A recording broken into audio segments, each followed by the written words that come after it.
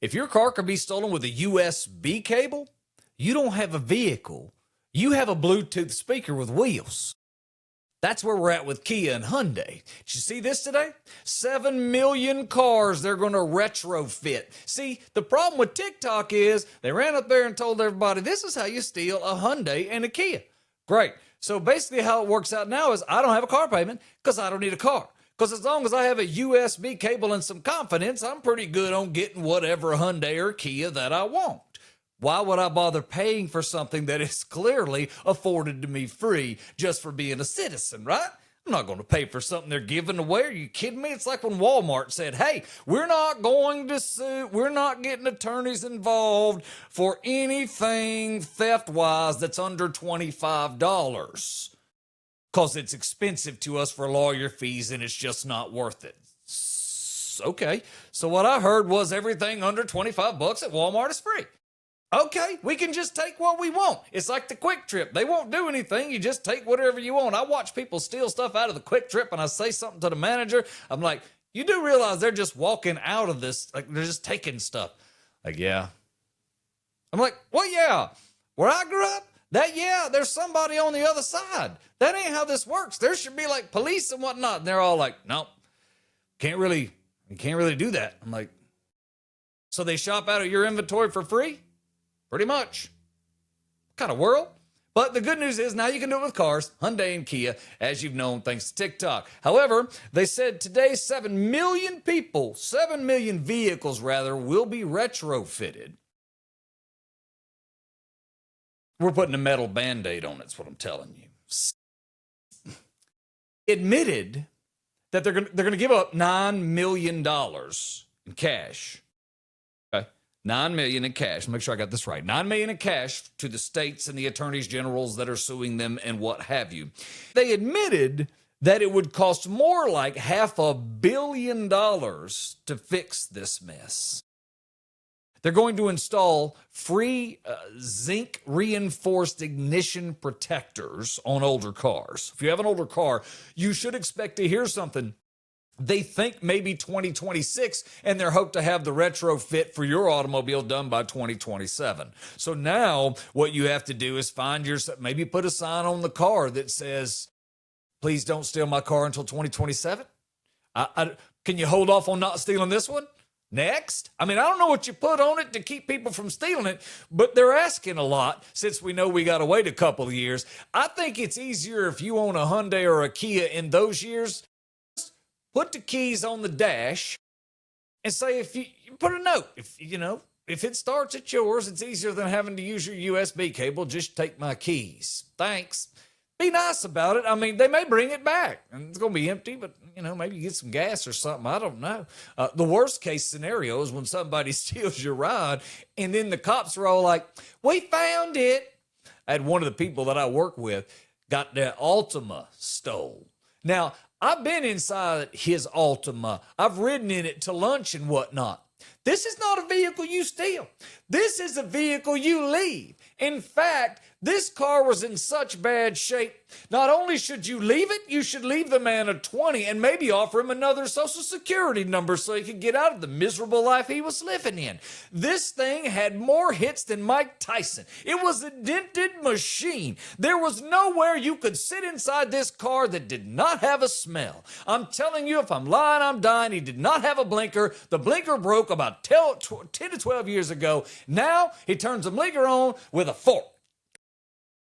I'm not making this up. This car was a hunk of crap. It was an absolute hootie. One wheel don't match the rest of them. I don't understand that. And the tire size is different on that one. How does that make sense? I am 100% certain that Nissan did not be, you know what? We should have one wheel that's a different size of the other three. They didn't want that from the manufacturer. They also didn't send it to you with all them different wheels on it.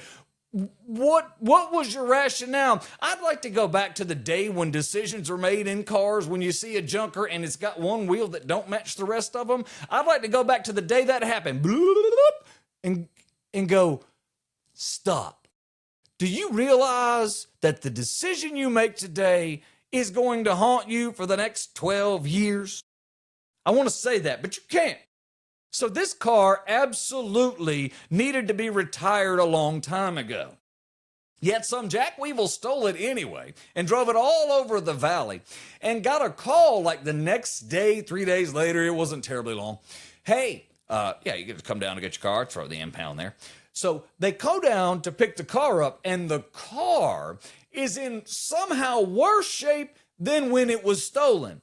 They used it to run away from police over a high-speed chase with the thing, and somehow whatever they hit knocked the front clip on the bottom, right below the headlights. All that plasticky stuff on those old Altimas drops to the ground, so it's in the back seat, where the bumper covering belongs when he retrieves it. The inside said it's full of liquor bottles, looked like they smoked 2 or 3 pounds of weed in it. It's just a disaster.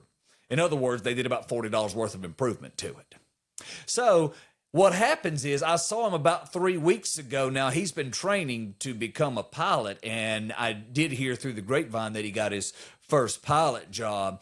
So I saw him at a gathering, and I was going to go remind him of the days when he drove the Altima. And before I could even do that, he said, "Hey, come outside." And he showed me his brand new Chevrolet 4x4 Trail Boss. So sometimes you deserve stuff. I mean, because he got it back and he had to drive it for months. Bless his heart. That thing, it was worse than when it left. And that is hardcore. So we should get these fixed by 2027.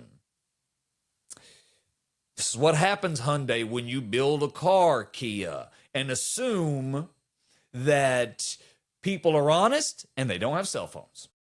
That's kind of on you. It ain't on anybody else. And if you're wondering how many cars they sell, if you're talking new, out of every 100, you could expect 6 of those to be a Hyundai and 5 of them to be a Kia.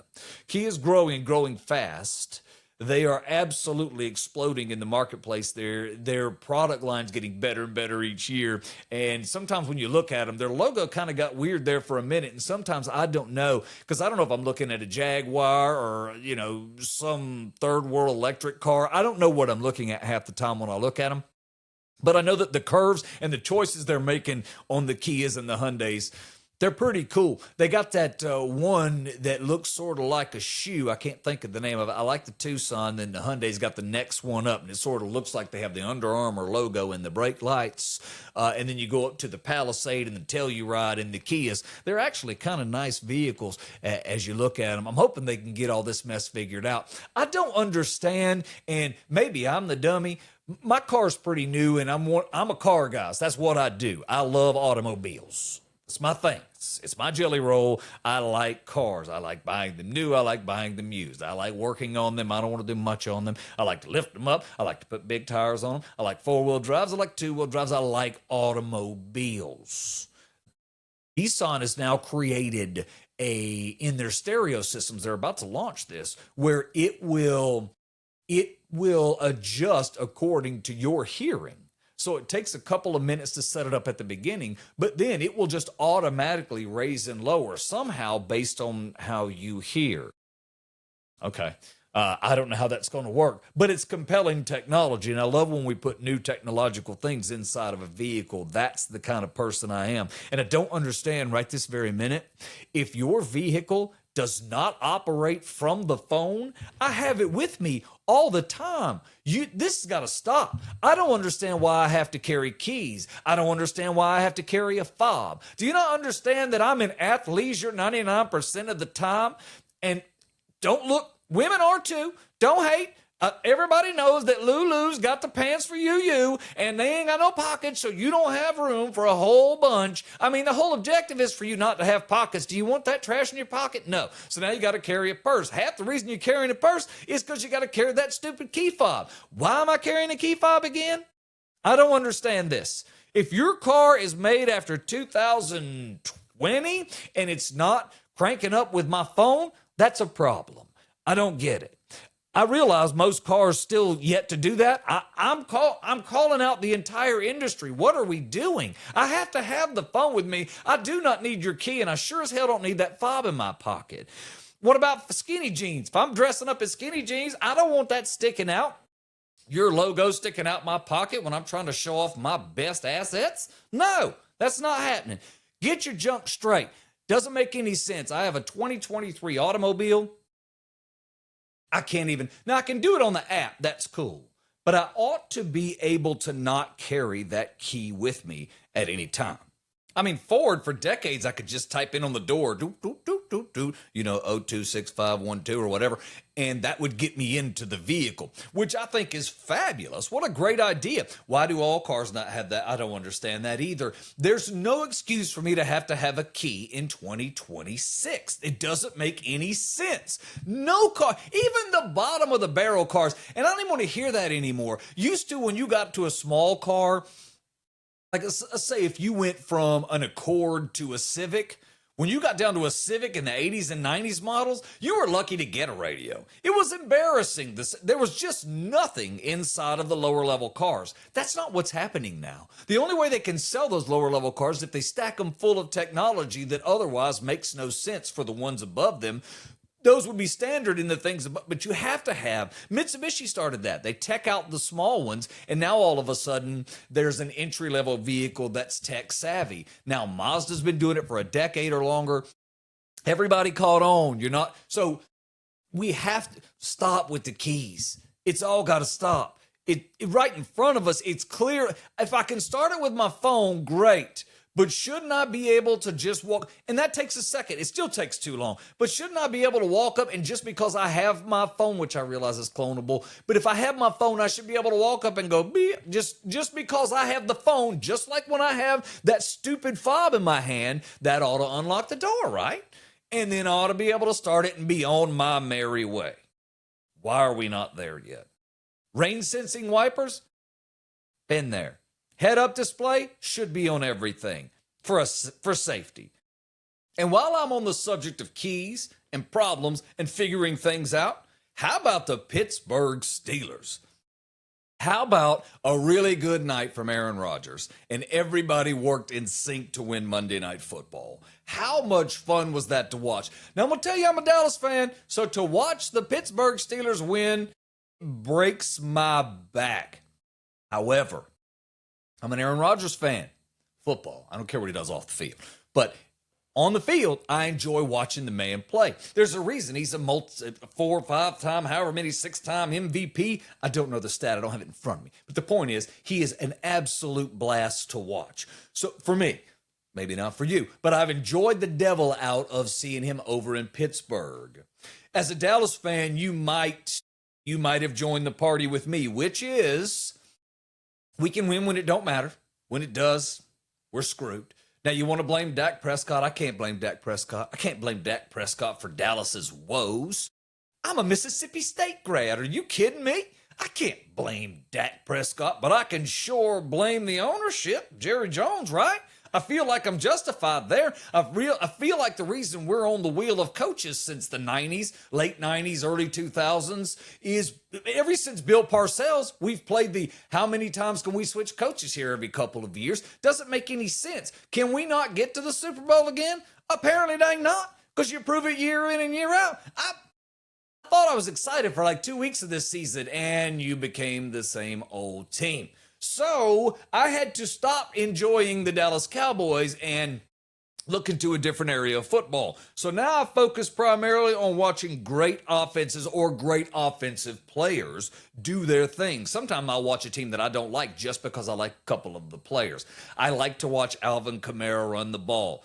It disgusts me to have to watch the New Orleans Saints to do it. I don't like the New Orleans Saints. It's a color thing, I think. I don't get it. But whatever. I mean, that's got to be only it because they're from the South, and I'm from the South, so it makes sense that I would like them. I liked Archie Manning, but I've never been a Drew Brees fan. He was good. He had great years. I'm not going to take that from him, and they were fun to watch in that era. I just didn't like them. I don't know why. My dad liked them, but I never cared for them. So with the Saints and all of what has been going on with the Pittsburgh Steelers, it's good to see them winning. It's good to see Aaron Rodgers. I'd like to see him go out with a big year. I think the AFC is a toss-up right now. Who's going to win? Who's going to the Super Bowl in the AFC? Well, it's not the Chiefs. Check. Got one right. I know that. That's not happening. Probably not the Bungles. Check. Got 2 right. So I can go through the list of who it ain't. but the list of who it could be is as big. Why not Pittsburgh? Who's to say? I don't know. Speaking of Pittsburgh, TJ Watt, a collapsed lung. How did this happen? You remember, this happened to Tyrod Taylor too. Kind of a little different, but the collapsed lung thing. So I'm going to read a little bit from the article, because if you don't know why TJ Watt hasn't been on the field, he's trying to get his stuff back together. He suffered from a collapsed lung. Why? It was inadvertently punctured while undergoing a dry needling session. Dry needling is something I've never done, but my understanding is it helps with various types of plaguing injuries. And TJ Watt being in the physical business that he's in, I can see them working with a lot of different options and experimenting with things. So here's what it says. Dry needling does not involve any injections, as a thin, solid needle is used rather than a needle that can inject a fluid or medication. But a mistake resulted in the needle reaching Watt's lung during a treatment on Wednesday. Now, Tyrod Taylor had something almost similar, but not quite. But it took him a minute to get over. I think he was out for 4 or 5 weeks or something, and it was a mishap. And it was extremely odd then. And I know what the collapsed lung is like, because I've done that, been there. When I was a kid, I had that happen. And with that, it was a real quick deal. It didn't last long, but I remember it hurt. The process by which they pump it back up and they put the tube in, and the process by which that sucks. But when they remove it, as soon as it hits those ribs, as it comes out, that tube and that hosing, it's awful. It's an awful, well, I never had no babies or nothing, but I'm telling you, it was not pleasant. It was unpleasant on a level that nothing ought to be that unpleasant. There's no amount of drugs going to prepare you for that quick little, oh my Lord. It hurt. So I understand what he's going through, and I know what it feels like when the lung collapses. I know how it impairs your breathing, because I had it happen. So with that, I don't know if dry needling's for me for sure, but now I think the question is how quick before you get him back. You're making the playoff run, but that's kind of bad. That could be, and I know this, after mine was finished and I had everything was done, I was weak for a minute. Now this is 40 years ago. It's not been impactful since, obviously, but during that time frame, it was weak. I was weak. I couldn't breathe the same like I wanted to. I felt like I was struggling to breathe, and I was down a lot longer than him, and certainly wasn't in that physical shape even at that 19 age. I was in pretty good shape, but nothing like that cat. So he'll recover much faster than I did, and he certainly won't have the same things that I did and the same side effects from it. But Tyrod Taylor didn't recover as quickly either. Now, he's also not in the same shape. I get that. But he was also younger when that happened. When I looked over this, I thought to myself, that's some kind of insanity. These are things he's doing to prevent losing time on the football field. What an unfortunate side effect. My mom and I were talking the other day about how much money the NFL players make. When you think about it, you're like, it's ridiculous. It is. We're paying quarterbacks, give or take, between $30 and $50 million a year. The high-end ones are getting close to 50 fast, and even the low-end ones are picking, even the ones that you're like, he didn't deserve that. He's picking up $25 to $35 million a year. Used to, you sit on the bench, you made $500,000 to $1 million a year. You're not far away from your bench sitter being a $10 to $15 million seat. It's insane. It is an incredible amount of money going out each year and going into the sport and into the players. But it's like I always say, there's a lot going on there when you're talking about NFL players, because we're here for the show. The reason you get $50 million a year, Patrick Mahomes, or somewhere close to that, Lamar Jackson, we're here to see you do what you do. We're not here for the 6 or 8 Jalen Hurts bad games where your brain kind of, whatever you're doing doesn't gyrate with what everyone else is doing. That's not what we're here for. We came for the show. That's why you got paid all that money. We want to see you do what you do. We expect it. We're not, we expect it. We expect it week in and week out. You're on my fantasy team. You need to shape up your business. We expect something out of you as viewers, as bettors. We expect to know if you're healthy. We want to know if you're running at top speed. We want to know where our money's going, because we're not going to put you on our DraftKings team or whatever, or we're not going to bet the parlay with you in it if you got a bad wheel. I need to know that. I need to know that before, because all the rest of the stuff, because I'm a gambling whiz. Am I? Not really. Nope, no one's going to buy that. I'm not a gambling whiz. But I can tell you this. When I don't know, I somehow feel cheated. I feel like you need to tell me. I need to know before I start betting money on it. So I need to know everything about your health and about what I'm investing my money in. And I expect all that from these players. And I think it's interesting. We expect them to walk on the razor's edge. Every play, when you're like, I know we've changed the kickoffs a little bit. When you're talking about full speed and full speed collisions, bad things can happen when these cats are 6'2", 6'4", 6'5", and they're still running 4.3 40s at 265 pounds. I'm not doing that. I wasn't running a 4.3 40 when I was under 40, nor was I running it when I was under 20. I was slow as Christmas.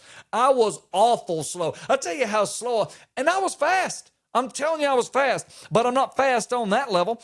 Had to go to a track meet one time, and I was like the lead dog for our team. I was fast. I could scat.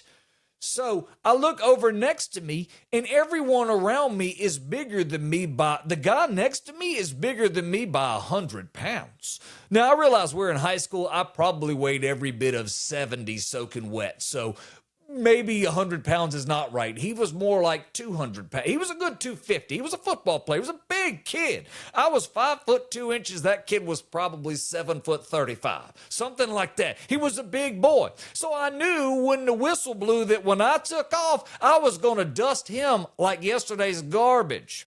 When the whistle blew, let me tell you what happened. Didn't happen like I thought it was going to happen. No, because if that would have happened, you might have seen me talk. We might be talking on Runner's World or Track Monthly, or maybe I would be calling games now as most retired stars do. That's not what happened at all. That dude standing next to me at almost probably 270 pounds took off like somebody had shot him in the butt. Like he just pinched the owner's wife on the butt and took off running. No, sir. It was not even okay how fast he shot off out the gate. I didn't see nothing but his elbows, I didn't see nothing but that. And I didn't understand that because it didn't make no sense to me. I'm fast. When that dude got done, he had time to look around and see me. I mean, he could stop and look back. It was bad. Full body. Terrible. These cats are fast. When they run into each other, they break. That's fact. That's reality. You're also talking about size matchups, which every player and coach takes advantage of. That's the game, right? That's the science. That's the technique. Maybe not the science. The science and the analytics and all of that. The technique is how do we create mismatches and how do we exploit them? That's football. That's all it is, right? That's the whole game. A game of inches, a game of whatever. Create mismatches, exploit them. That's all we have to do. Everything. On Monday nights, if you didn't catch it on last night's Monday night game, they had Eli and Peyton in talking about football. The technology these guys are employing now too. I think ABC right now is dummy testing football technology. I'm talking about telestrators and that type of stuff. They had Peyton walk into a shot with players moving, digital players, but nonetheless, they look like it. It's like he walked into the play and was able to look around and point and show where everybody was going. It was absolute brilliance. I couldn't have been any more excited. I can't wait till that's every day. I'm one of those fools that thinks, Are you kidding me? We should never get another play wrong. That don't make any sense to me. We have enough cameras at every angle. We should be able to stop any of that nonsense from happening. We need to end that. Every play should be right every time. I'm also questioning right this minute about penalties too. I'm not sure where we're at on penalties. I feel like our system really can't change much in that department. But I also feel like there's a lot of unnecessary calls and big-time calls or lack thereof that are absolutely destroying the game of football. So I don't know where we go, but I do like that we're getting better with our replays. We're doing a lot better with that in the NFL and college. I feel like as a viewer, when I watch the game, I can yell things at my TV like, "Come on, ref. I could see that all the way from here, and I'm in Arizona. You all the way in New York." I mean, so I can say things like that in that tone. But you see my point. The video is so good, and my TV's trash. Imagine if I had a decent TV. If I had decent internet, man, oh man, I could see everything. We are there with the game. You are absolutely inside the game. And I do like Jerry Jones' conversation where he was talking about what do you do with a stadium when you design it. You have to make sure that experience is at least as good, if not better, than the one they have at home. So I thought that was fabulous. I think we're in an interesting position with stadium design too, because I don't know where you're at with going to an NFL football game. I'm not doing it. It's not happening. Not my thing anymore. I don't want to be around people, but I think I may have aged out too. That might be the thing. Before 2020, I've been to a lot of football games, NFL games, not like hundreds, but the Thanksgiving games, I've been to both the ones in Detroit and the one in Dallas, and I've done the Pontiac Silverdome and Ford Field. So that's kind of cool on Thanksgiving Day. And I mean, a few playoff games. I'm not bragging. I'm just saying I've been to a few games and I enjoy it. I'm not one of the regulars that gets to go and, like in Arizona here, like in every stadium, but right here in Glendale, I mean, they have groups that hang out and cook before the game. That's good times right there. That's just a bonding experience. And I think now that we have the Red Zone channel and all these other opportunities to catch the games, it's easy for us to stay up on what's going on too. So we can bring to the stadium what we need to keep whatever level of attachment to all the other games that we need, because we might have fantasy implications going on or what have you. You can catch us on Spotify. We're also on Apple Podcasts. We're on Facebook at Bud Ford Comedy. We're also on YouTube at Bud Ford Comedy.